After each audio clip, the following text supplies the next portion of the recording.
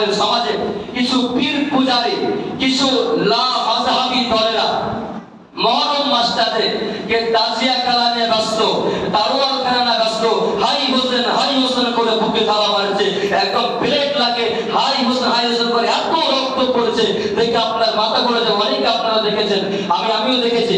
দেখেন হাই হোসেন করেছে, নবীজি বলছে দেখেন আপনি হাই হোসেন করে আপনার বিন্দু পরিমাণে আপনার নেকি হবে না, বরঞ্চ আপনার পাপ হবে।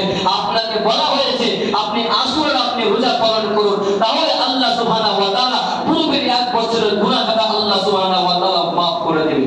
কিন্তু না, আমরা সেই মহরম মাসে ঢোল বাজা যাবে না গো, সে মহরম মাসে তাজিয়া খেলা যাবে না গো, মহরম মাসে লাঠি খেলা যাবে না গো, এই মহরম মাসে মদ খাওয়া বা বিভিন্ন রকম খারাপ কাজ করা যাবে না গো, এই মহরম মাসের সঙ্গে কারবালার কোনো সম্পর্ক নাই গো। কিন্তু লা মাযহাবিরা হাই হোসেন কোথায় চলে গেলে? হাই হোসেন ব্যস্ত। অথচ যেটা আমাদেরকে আল্লাহ করতে বলেছেন, নির্দেশ দিয়েছেন, সেটা আমরা ছেড়ে দিয়ে আমরা যেটা বিদআত, যেটা হারাম, যেটা আমাদেরকে আল্লাহ করতে নিষেধ করেছেন, সেই জিনিসগুলো আমরা বেশি করেছি। আল্লাহ বলেছেন শুনে নাও, তোমাদের আরো পাপ হবে, তোমাদের বিন্দু পরিমাণে কোনো নেকি হবে না গো। তাহলে বন্ধু আমার স্মরণ, রোজাটা কখন থেকে হলো? মুহররম মাসের রোজাটা কখন থেকে এলো? নবীজি বলছেন শোনো, ইন্না রাসূলুল্লাহি সাল্লাল্লাহু আলাইহি ওয়াসাল্লাম কাদিমাল মাদিনাতা ফাওয়াজাতাল ইয়াহুদা সিয়ামান। নবীজি বলছেন যখন আমি মক্কাতে গেলাম, মক্কাতে যখন পৌঁছার পরে দেখতে পেলাম ইহুদিরা সিয়াম অবস্থাতে আছেন, ইহুদিদেরকে আমি সিয়াম অবস্থায় দেখতে পেলাম। তখন আমি জিজ্ঞাসা করলাম এইটা কোন দিন?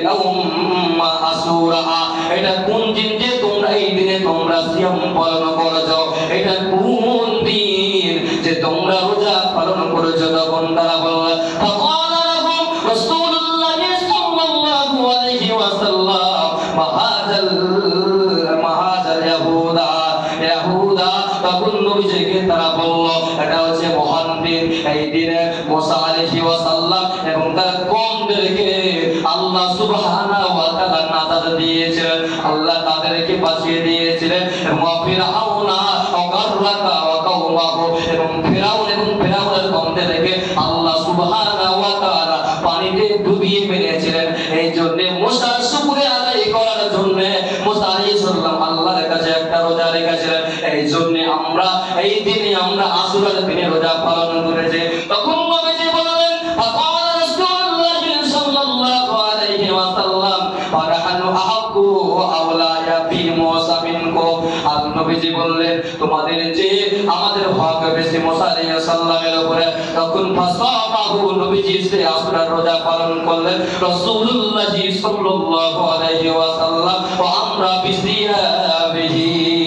নবীজি সে সিয়াম পালন করতে নির্দেশ দিলেন, আশুরার রোজা পালন করতে নির্দেশ দিলেন এবং নবীজি নিজে করলেন। কিন্তু অথচ বন্ধুদের আমরা রোজা না করে, আমরা সিয়াম না রেখে আমরা তাজিয়া খেলাতে আমরা ব্যস্ত হয়ে যাই। নবীজি বলছে শুনে নাও, যারা নিজে বানিয়ে যে কাজ করবে সেটা বিদআত হবে, সেটা গুনাহ হবে, সেটা জুলুম করা হবে।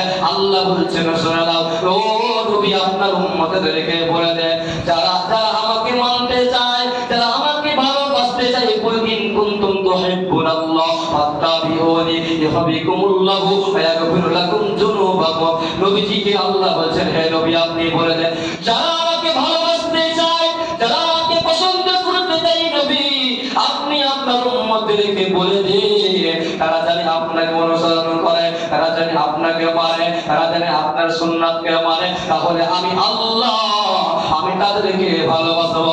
নবী আপনি তাদেরকে বলে দেন যারা আমাকে আপনাকে ভালোবাসলো না, যারা আপনার সুন্নাতকে মানলো না, আমি আল্লাহ তাদেরকে কোনোদিন ভালোবাসবো না।